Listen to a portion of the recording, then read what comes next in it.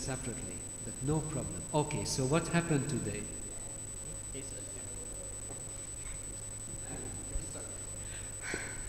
Alright, so today we are focusing on how Jesus was obviously pointed out by John the Baptist. If you could lift up and show it slowly.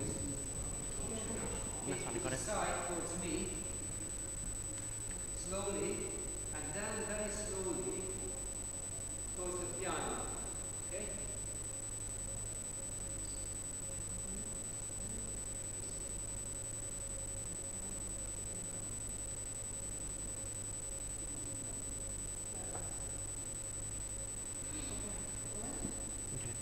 So again, what we focused on was how Jesus was easily pointed out by John the Baptist.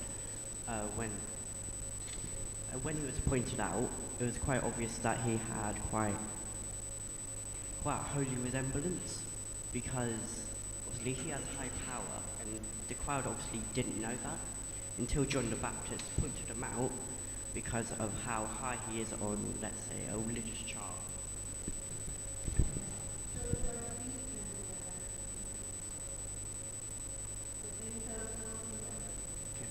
So what we've done today is almost like a Where's Waldo page. We're trying to find Jesus in such a big crowd and a vast valley type of thing. But it's quite obvious where he is due to the brighter colour compared to everyone else in the darker toned colours.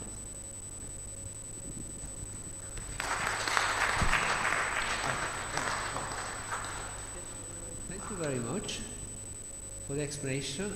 I have a question.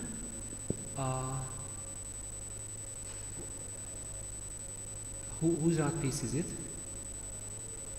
Yeah, okay, so what do these squares symbolize and mean?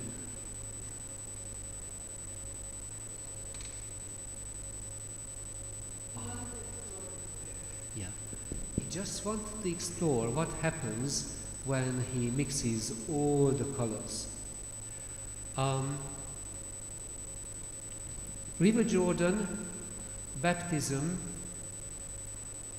This is a very abstract piece. When you throw a stone into a lake, you see circles. But when God does something in our lives, something extraordinary happens. Just imagine that instead of the circle-shaped ripples, you throw a stone into the river or to the lake, and this shape of the waves are created. Which is beautiful, which is something interesting, something unique. It's a wonderful illustration what a difference it makes to be a Christian. Instead of ordinary things, something miraculous happens. God is always with us in our lives, bringing colors, and God provides us with loads of riddles. Loads of riddles.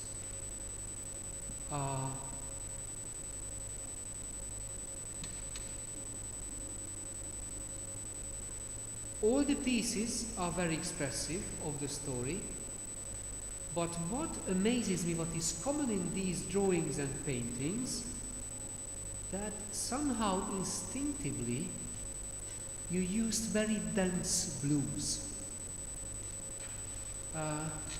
Even if you didn't have time to finish it, in the cloud, the foliage of the tree, in the lake, it's something very intense, which shows the depth of God's love through our baptism. So these are very, very unique places.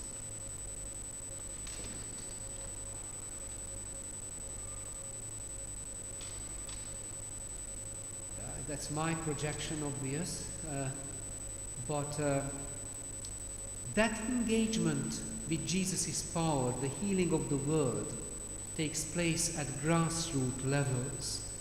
And what I like in this drawing, just like in the others, that everything is filled in.